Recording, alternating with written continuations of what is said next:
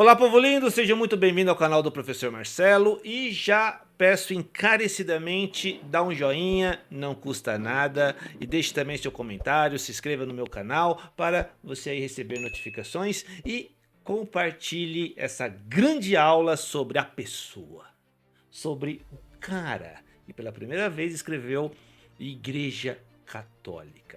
E zero de enrolação, o termo católica vem do grego católicos, que significa universal ou como um todo, pois a Igreja Católica é universal, pois está em todo o planeta, está unida a uma só fé, unida a um só credo, unida a um só batismo, a uma só igreja, a um só Papa, unida a uma só Mãe Maria e a um só Senhor Salvador Jesus Cristo, que é o nosso Deus, o qual fundou uma igreja, como bem escrito lá em Mateus 16, versículo 18, que diz: Pedro, tu és pedra, e sobre esta pedra edificarei a minha igreja, e as portas do inferno não prevalecerão sobre ela. Cristo fundou uma igreja, isso é fato. Cristo queria que a sua igreja estivesse em todo o mundo, ensinando, convertendo, batizando e defendendo seus ensinamentos em todas as épocas, em todas as culturas, em todos os regimes políticos, até o dia da sua volta. Por isso que as portas do inferno não prevalecerá sobre ela. Isso é muito racional, porque Cristo, no seu infinito amor, na sua infinita misericórdia, jamais fundaria um grupinho perdido no tempo, ou perdido em um minúsculo espaço deste mundão, até porque a salvação é para todos, isso é bem óbvio. E por incrível que pareça, tem gente que ainda nega que Cristo fundou uma igreja, mesmo que o termo igreja seja mencionada 70 vezes no Novo Testamento. E as igrejas espalhadas por quase todo o Império Romano estavam unidas na doutrina dos apóstolos. E dentre todos os apóstolos teve um que morreu de morte morrida, que morreu de morte natural: João. Morreu aí com mais de 100 anos. E seus escritos no Novo Testamento são diferentes, sim, por conta, óbvio, da sua longevidade. João escreveu jovem, continuou escrevendo na idade madura e escreveu muito quando velhinho. João conseguiu sair da ilha de Patmos, onde ele escreveu o Apocalipse, se tornou bispo da Turquia e deixou muitos discípulos.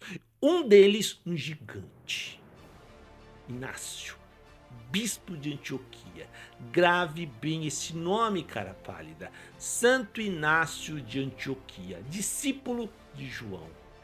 Inácio era tipo aquele Pedro, sabe? Manja. Pedro era um cara colérico, tempestivo, Inácio também. Um defensor implacável da doutrina dos apóstolos, que ele recebeu do próprio João. João, por sua vez, era o apóstolo amado que deitou no colo de Jesus, que recebeu de Jesus na cruz Maria como mãe e cuidou dela como um filho. E ninguém conhece melhor Jesus do que a própria mãe. Logo, imagina o papo entre João e Maria durante longo tempo. Portanto, meu filho, pensa que o gigante Inácio de Antioquia era discípulo desse João. Louco, né?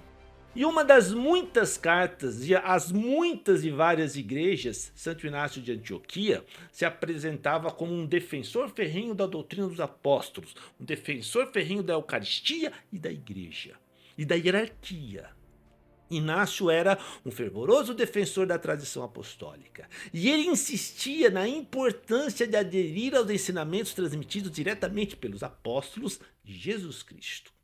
E em suas cartas, ele exortava as comunidades cristãs a permanecer firme na fé e a rejeitar as falsas doutrinas que se espalhavam na época. Inácio tem uma verdadeira tese sobre a Eucaristia, que para ele é o centro da vida cristã. Ele considerava a Eucaristia como o corpo e o sangue de Cristo que unia os fiéis a Cristo. Em suas cartas, ele incentivava a participação na Eucaristia como expressão da unidade da igreja, como alimento espiritual. E esta igreja era o corpo de Cristo. E ele enfatizava muito a importância da unidade entre os cristãos e a necessidade de obedecer aos bispos, que eram considerados sucessores dos apóstolos. Este é Santo Inácio. Em suas cartas, ele defende a igreja como a única via de salvação.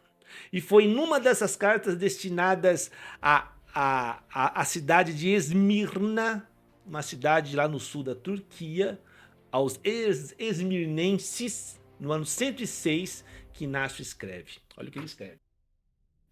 Sigam a todos os bispos como Jesus ao Pai. Sigam aos presbíteros como aos apóstolos. Ninguém faça sem o bispo coisa alguma que diga respeito à igreja. Por legítima seja tida tão somente a Eucaristia, feita sobre a presidência do bispo ou por delegado seu. Onde quer que se apresente o bispo, ali também esteja a comunidade. Assim como a presença de Cristo, Jesus também nos assegura a presença da Igreja Católica. Isso, meu filho, foi no ano 106.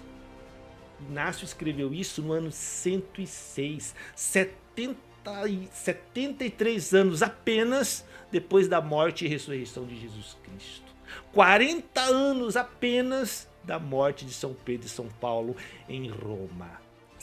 E mesmo com esse documento tão valioso, com essa fonte tão respeitada, ainda há aqueles pangarés de um mau caratismo intelectual sem precedentes que diz que a Igreja Católica Apostólica não foi fundada por Cristo, foi fundada por Constantino no século IV.